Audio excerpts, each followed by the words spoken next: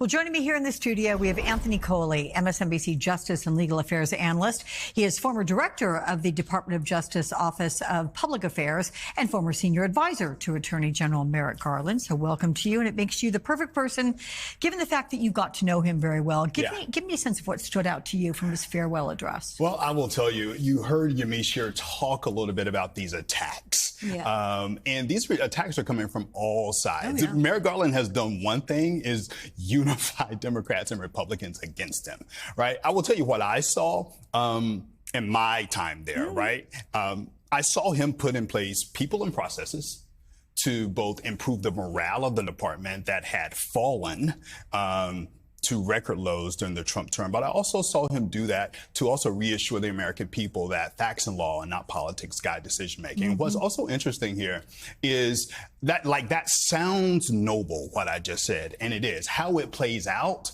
it is not always welcomed by Democrats and Republicans alike, Alex. I'll tell you, I go back to my first year there at the Justice Department. I remember when President Biden was asked on the lawn of the White House whether or not DOJ should pardon Steve Bannon for, failing to respond to this congressional subpoena. You remember that? Yeah. And the president said yes. And that was a big no-no. As a president of the United States weighing in on a DOJ prosecutorial decision. Yeah. And within an hour of the president making that statement. That would have influence on. Yeah, exactly.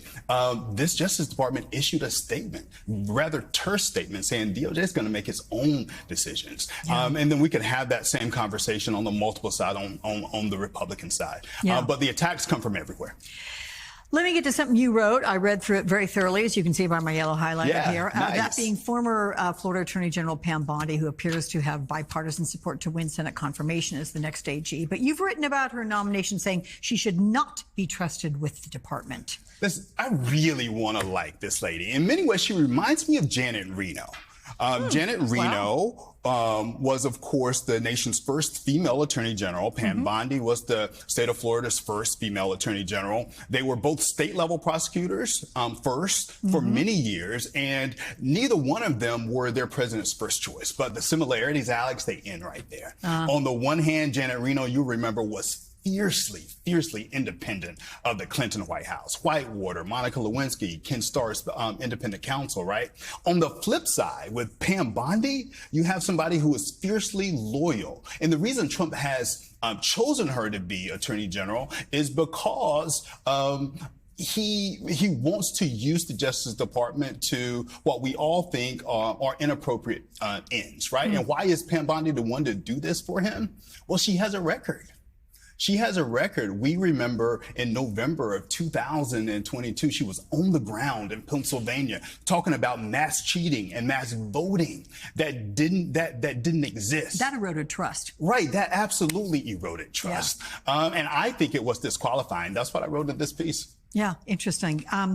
With regard to what she said about an enemies list, Kash Patel, if he is the incoming FBI director, if he gets confirmed and all that, give me a sense of your take on that, because she did talk about saying that, I'm not going to go after enemies, there's not going to be a list, and yet we can't trust this woman, right? She didn't have the gumption to stand up to tell Donald Trump what other close Republicans in his administration, on his campaign, 60+ courts were telling him about the election, right? So I just have no confidence. I don't think the public should have any confidence that when push comes to shove, that she is going to stand up to Donald Trump and tell him the truth. We don't know whether or not she has an enemies list. I think we're at the point now where we have to prepare for the worst and hope for the best. Okay, well, we'll see. We'll see if she gets confirmed, although at this point it looks like she does have some bipartisan support. I think she does. Anthony Coley, it's good to see you. Thank you much.